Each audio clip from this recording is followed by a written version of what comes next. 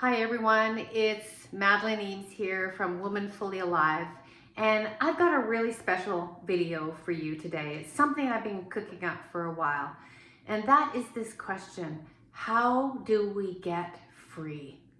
So a lot of us have been working at self-improvement for a long time. We're doing the habits, we're doing the breathing, we're doing the mindset change and all of those things, yet something is not shifting. So my videos are for the high achieving professional woman who feels like she's just not there.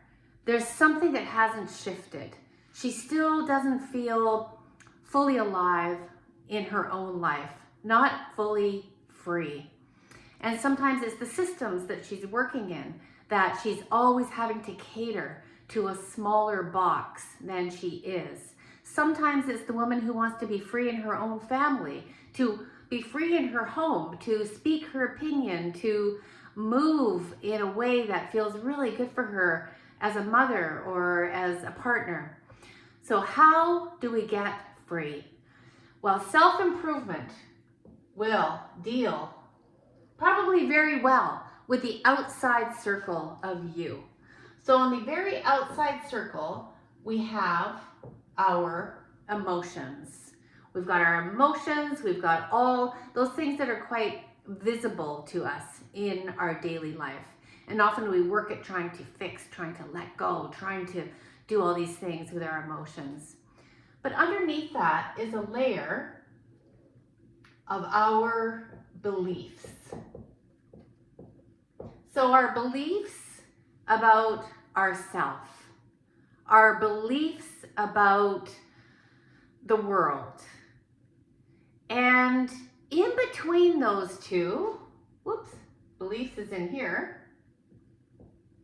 In between those two are the stories and the thoughts.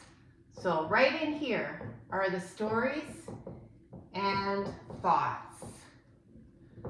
So often we're trying to change our thoughts. We're trying to shift our story about ourselves, but it never lasts.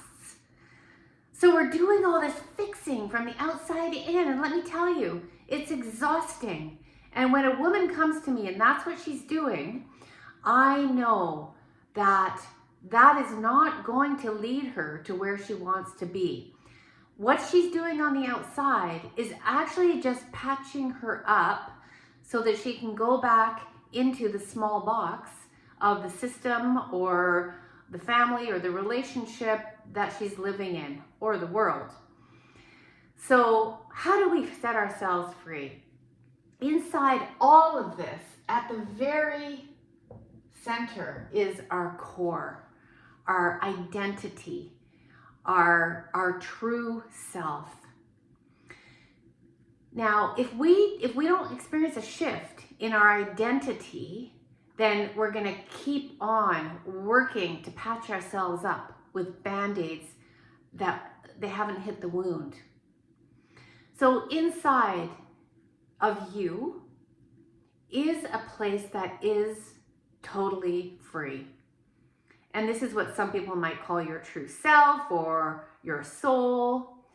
But if we have wrapped around that a layer of shame that who I am is not okay at my very core, none of this other stuff is going to work.